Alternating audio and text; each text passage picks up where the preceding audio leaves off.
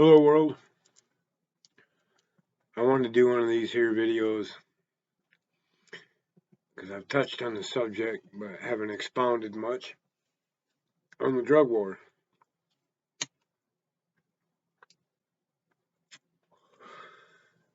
There's a lot of talk about it, a lot of information out there about it. I had the pleasure of smoking doobies a couple times with Jack Herrera, who wrote The Emperor Wears No Clothes, which I suggest reading if you haven't. It pretty much outlines William Randolph Hearst and uh, Warburg and a bunch of other people that wanted to limit hemp growth so it didn't compete with their paper mills.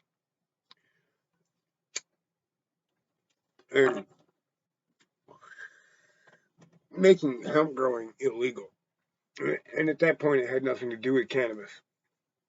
Um, there was a drug law that was created around that same time, but it had to do with smoking opium, and it was only really enforced upon the Chinese who were gaining political power in California, which scared the hell out of the white people. And that was in the 30s. And we're going to pause that part of the drug war for a second so that we can fit this all together and see how it works. In the beginning, it was the Christians and the heathens. The Christians came here from Europe and they killed all the heathens and they took their land. Okay? That was oppression. That was genocide. Then they realized that this was one of the richest in resources pieces of land ever seen by a European. So they started importing a workforce, slaves from Africa. Again, oppression. There's no more clear form of oppression than slavery. In using that slave labor force, they built a mighty nation. And I can tell you where the white people made a mistake as far as making their plans come true. They enlisted black people in the military. They gave them guns and taught them how to fight. And by the 1850s, there had been enough of them that slave uprisings became the order of the day.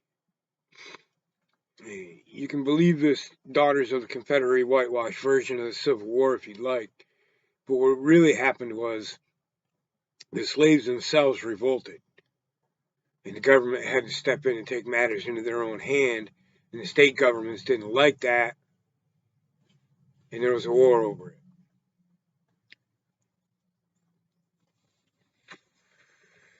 So slavery had to end, but they couldn't just let black people be free. So there was Jim Crow, there was segregation, there was all of those things.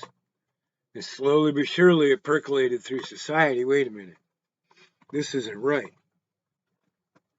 In the late 50s and early 60s, largely because of music and the mass availability of music to everybody, there was a cultural shift in this country. And that's where Martin Luther King came from, and that's where Farrakhan came from, and the Black Panthers and the hippie movement. And that's when they had to shift gears and oppress a broader spectrum of people.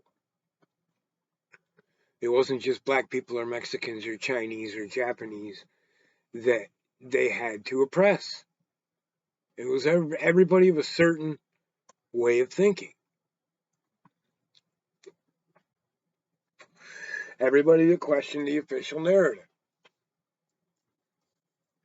Richard Nixon said, we can use these drug laws to control the N-word and hippies. Those are his words.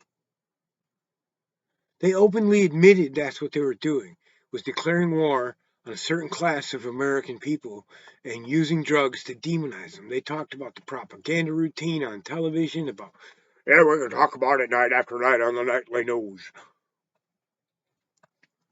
And it's just a furtherment of the parentheses in the Constitution, we the people, meant white males.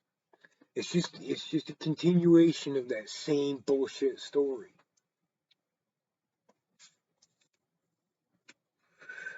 At first it was Christian righteousness, imposing the will of God upon these heathens. And when that didn't work anymore, it became skin tone. And when that didn't work anymore, it became something else. And when that didn't work anymore, it became personal choices, life choices. What drugs you use, who you want to have sex with, who you want to get married to. And the more we fight back against the oppression, the broader they need to spread it out. The more people they need to include in their network until we're all there. And that's where we are now.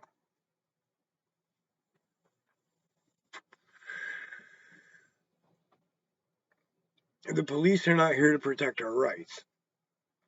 They're here to protect the interest of the oligarchs. The Jeff Bezos, the William Randolph Hearst, the Bloombergs, the Clintons, the whoever, the oligarchs. The people who have become uber rich and uber powerful by manipulating the system and taking advantage of American labor.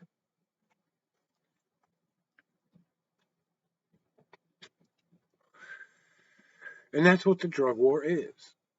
It's Jim Crow 2.0. It's slavery 2.0.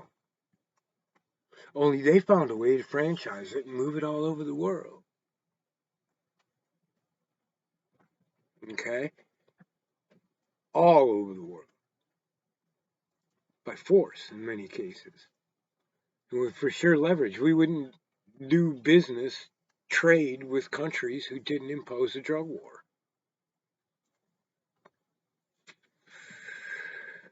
Meanwhile,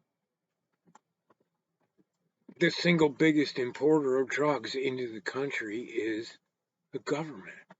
The CIA. They've been caught over and over again.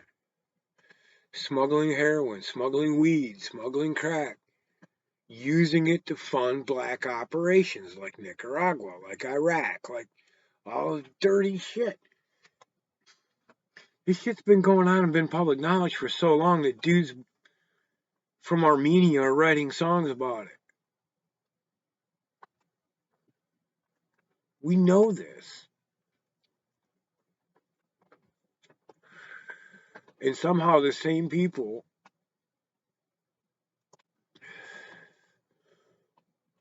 whose lives were destroyed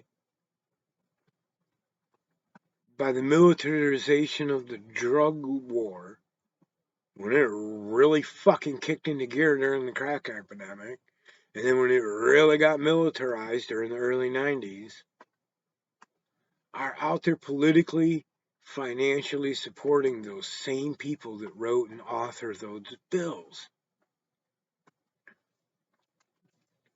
That ratified bills that are anti-constitutional. Okay?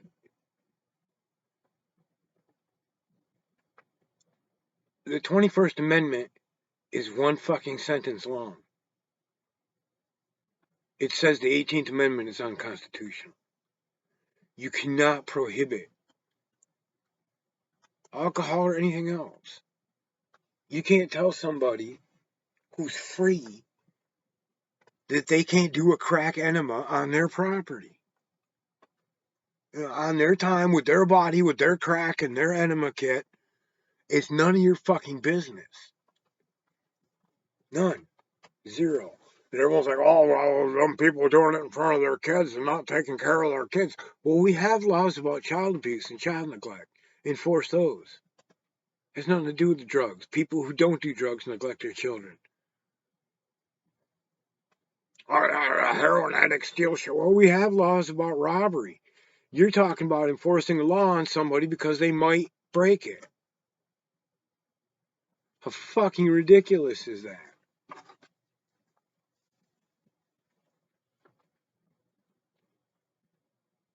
You might steal fucking diamonds for cheeseburgers.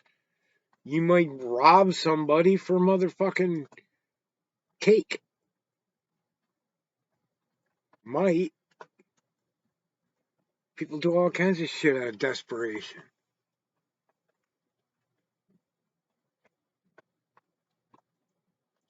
I don't know how this shit ever got passed. I don't know how this drug war ever made it past it. And, well, until I read the Facebook comments that people post. The 21st Amendment says that the 18th Amendment is unconstitutional. It says that it's you can't do that. You can't tell a grown ass man what to fucking do in his house. Until and unless it affects the rights of another individual on this planet, it's none of your fucking business. Period. Your rights end at the tip of my nose. I don't give a fuck what you do. As long as it's not affecting anybody but you, I don't give a fuck what you do.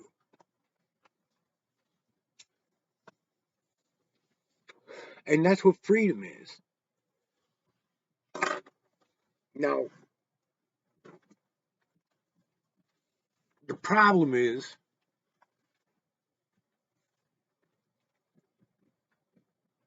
we're dismantling the drug war now. It's drawing to a close. It's got like maybe 10 years left on it.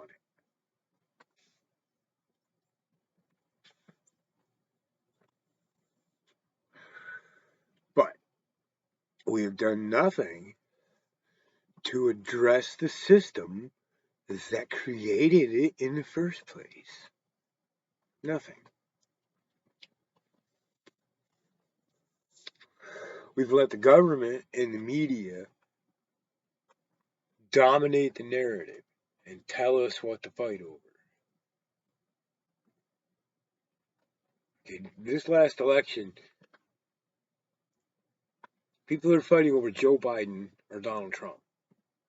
If you use logic, just logic, and these are two people whose names you don't even know, and you just looked at what they had done, you would choose Donald Trump 100 times over. Because Joe Biden has signed his name to some of the most evil fucking legislation ever written. Article B supplementation, mandatory minimum sentencing, full militaristic expansion of our police forces. He authored it, Clinton signed it. And it wasn't long before fucking people were turning up dead all over the country from these crazed fucking cops thinking they're in a war. They even call it that. They declared war on people with addiction. Modern science has accepted that addiction is a medical condition. This is tantamount to declaring war on people with hypoglycemia or diabetes or an eating disorder.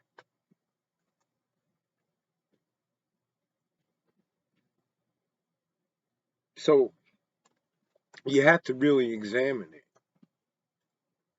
Why is it the way it is? Why these drugs, for fuck's sake? Has anybody besides me noticed the drugs that make you stupid are legal and the drugs that make you ask why are not?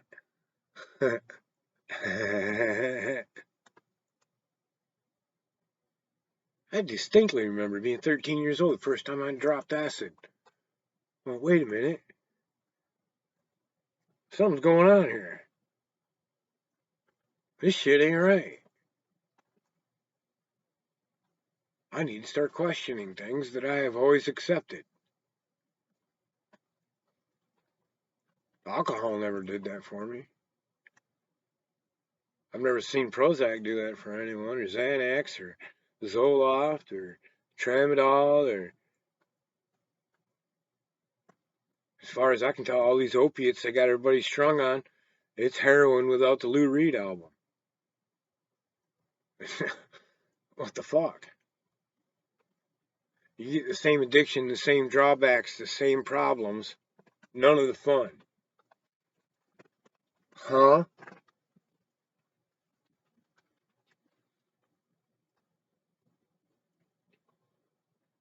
I can't name a single negative side effect that I've had from LSD other than waking up to 12 bowls with milk and food coloring in them and dish soap on my walls. Or having the neighbors call the cops because the hippies tie-dyed my front lawn with Kool-Aid. But no anal bleeding. My buddy's boy grew a set of fucking C-cup titties from eating that Risperdal. Shit you not. His fucking older sister's pissed, man. He's got better tits than she does. I mean, he's had them removed now, but shit gave him tits, man. I think I'd have tried to fucking dose him on some mushrooms and see if it just straightened him out. Before I went for some fucking Risperdal because the kid was in a fucking slump. You know? So they chose the drugs they did with intention. Because the people using them were the people that were conscious of what's going on and what the manipulation is. What do Orwell call it? The group speak? We're not buying it. For one, we're usually too high to even pay attention to it.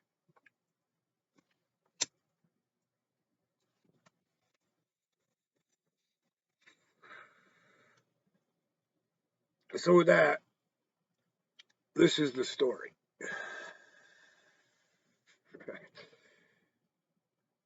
I once knew a man who was a state trooper. And he was a rookie. So he was doing a lot of side work, extra jobs. And he ended up working security at a festival at a place called the Palace of Auburn Hills. No, I'm always confusing the two. The place called Pine Knob, right? And it was the Grateful Dead. And he was a real dick to a whole bunch of hippies and just had a bad vibe. And on the beginning of the second night of the show, somebody nailed him with a super soaker hard. And I could tell he was tripping and was nervous because he has a gun and he's tripping and he's a cop and has a cop mentality. But I shouldn't have been too worried because about 4 hours later, I saw him dressed entirely in trash bags with boxes of trash bags, handing them out to everybody, telling them that Trash Bag Man said, clean up your trash, keep the world clean for our children, and had this just going on. And I thought that was the end of it. I thought, wow, that dude got spun. And then Ohio, and then Indiana, and then Georgia, and then Florida, and then North Carolina, and then fucking New York, and then Trash Bag Man. And he was out to save the world from trash, and he wore trash bags to every show, and no more cop. As far as I know, he was still out there being Trash Bag Man till the show was over.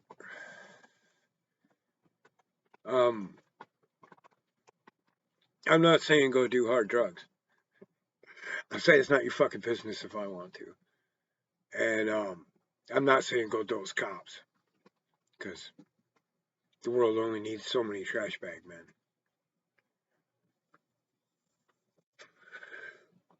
What I'm saying is that there's reasons there's a drug war. And those reasons are racist, Those reasons are classist, and those reasons are designed to protect a certain class of people. And that is why the police primarily protect a certain class of people, beginning with themselves. Because if I grab an officer like this, I'm going to prison for assault. But if an officer grabs me like that without cause, with no legal cause to do so, I can file a complaint and nothing's going to happen. If the complaint is sustained, he'll get 2 days off without pay and a stern talking to. Whereas I could go to prison for years for putting my hands on a cop.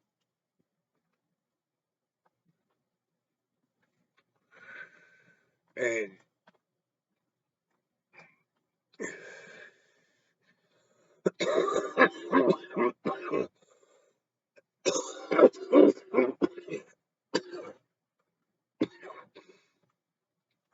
anybody that thinks that I'm exaggerating, anybody that thinks I'm playing, anybody that thinks I'm overgeneralizing, that I'm stereotyping all police officers the same, put your fucking money where your mouth is.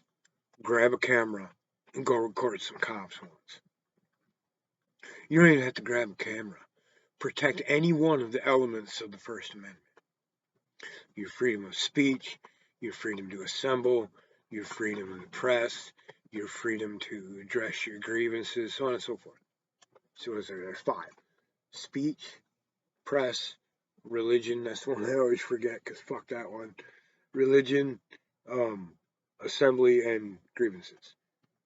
Practice any one of them in front of a cop.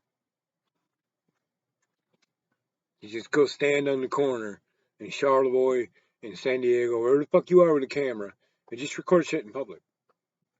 Or go make a sign that says truck final dump and stand on the corner and see how long it takes for the police to come along and violate your rights. Exercise any one of them.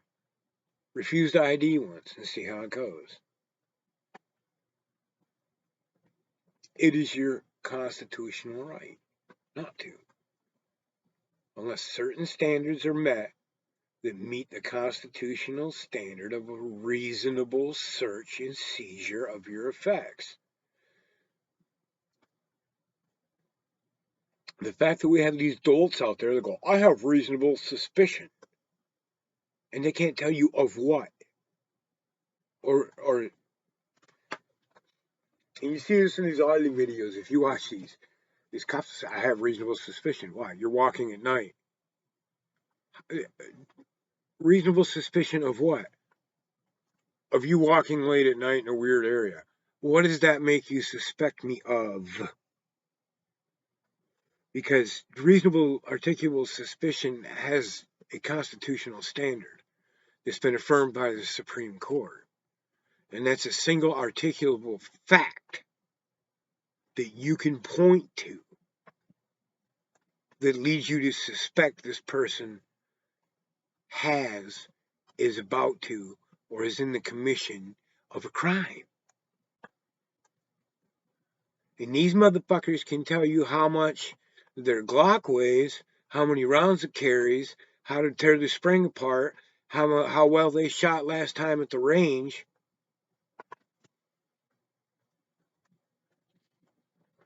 They can tell you how to run all these complex David and Elvis search programs, but they can't tell you what the fucking basic failure to ID statute, what the elements of it mean.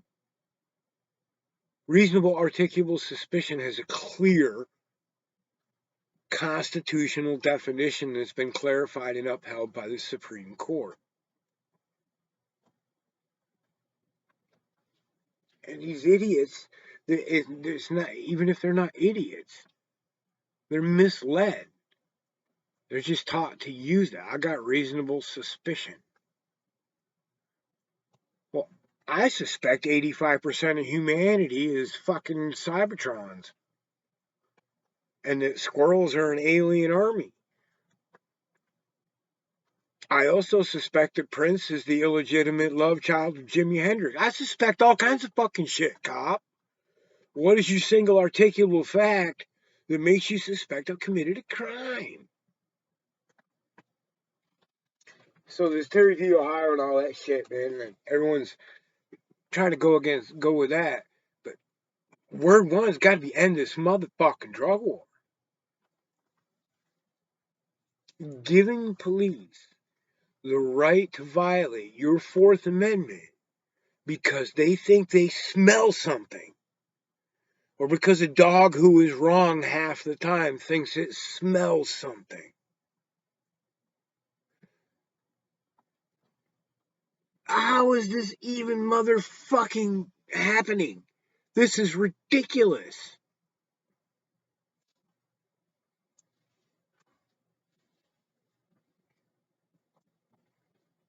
You think you smell something, therefore my constitutional rights no longer apply?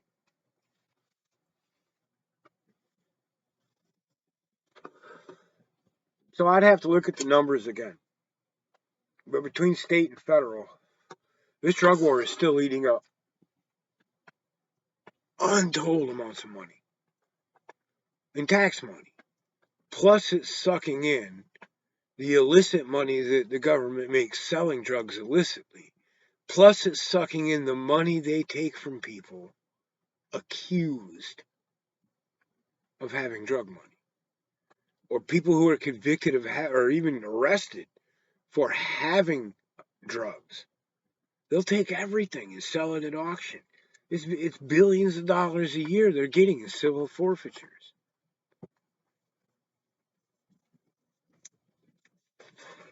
For I smelled something.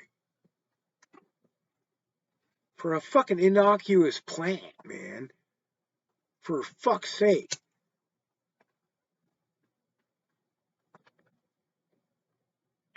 Caffeine is more likely to make you behave like an asshole than weed. Okay? The withdrawals from caffeine are 5 times worse than withdrawals from cannabis because there are none. Psychological withdrawals, maybe, but I don't have those.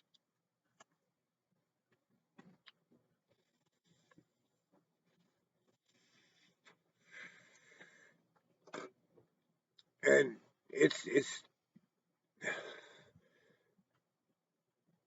Lao Tzu, Sun Tzu, The Art of War. If you want to defeat an army without ever raising your sword, all you have to do is take away their riches, take away their access, take away their money.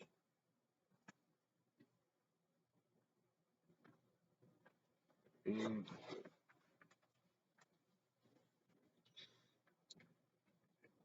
ending the drug war is the single biggest thing we can do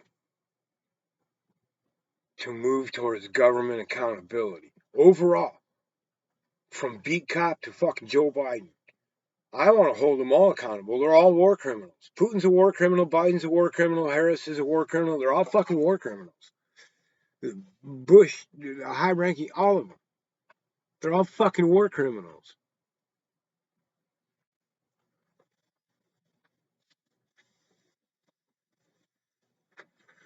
I want to hold them all accountable. But if you're going to take on the Hydra, you have to go after the heart of the beast. In order to do that, you got to put the fucking dogs on the leash. The teeth of the system that oppresses us is law enforcement. And the lion's share of their strength comes from the drug war.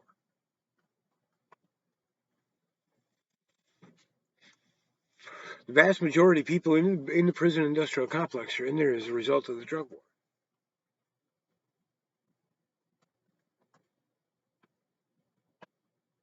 And I don't think I need to point it out, but I will. Drug abuse, drug use, and the intensity and types of drugs have only gotten worse and worse and worse.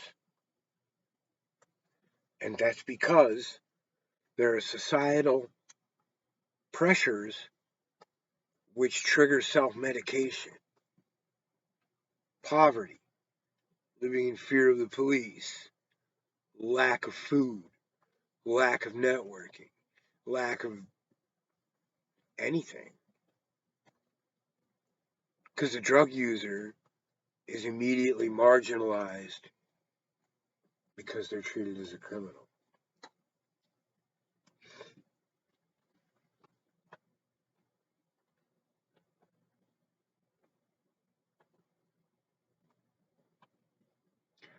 So that has to change before we're going to be able to get to the government to get. There's a whole bunch of people in our government that need to be held accountable. The Secretary of the Interior, the President, the Vice President, a whole bunch of people need to be held accountable. The NSA needs to be reeled in. The FBI needs to be reeled in.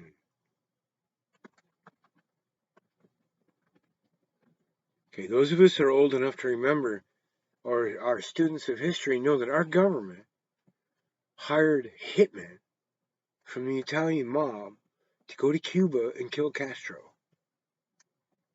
If they were up to that kind of shit then, what the fuck do you think they're doing now?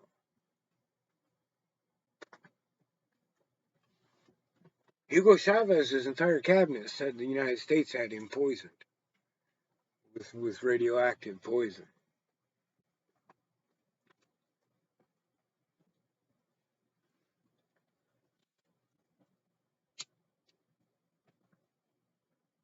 And there's a reason the drug war went worldwide.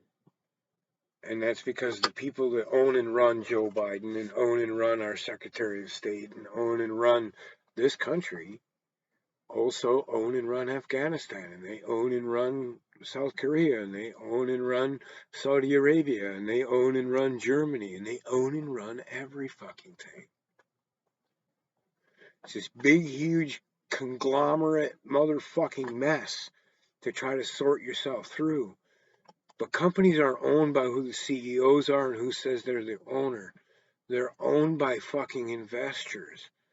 And all the vast majority of investments come from a very small group of people. They own huge chunks of everything. Of everything. And they're the ones that are imposing the suppression upon people. They don't give a fuck if Zelensky and Putin bomb the fuck out of each other forever. Because they're getting mega rich selling them both the components to build their weapons and to rebuild their shit after they blow it up. And we rebuilt Iraq at the end of the Iran-Iraq war. We sent billions of dollars worth of aid into there. AT&T, Westinghouse, General Electric, all kinds of companies went in there and rebuilt Iraq. Then we blew it up. Then we rebuilt it. Then we blew it up again. All to get rid of a man who we installed as a president in the first place. And in the process, we created 2 brand new terror groups and killed 1 million civilians, innocent civilians. They're war criminals. And they lied. And that's exactly who we're dealing with, and that's why we can't take this war on drugs as a joke. We've never been able to. We've had to fight it because it's a real war.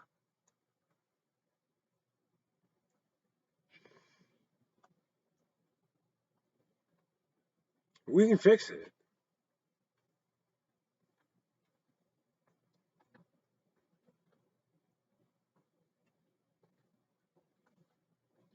If we care to get off the ride.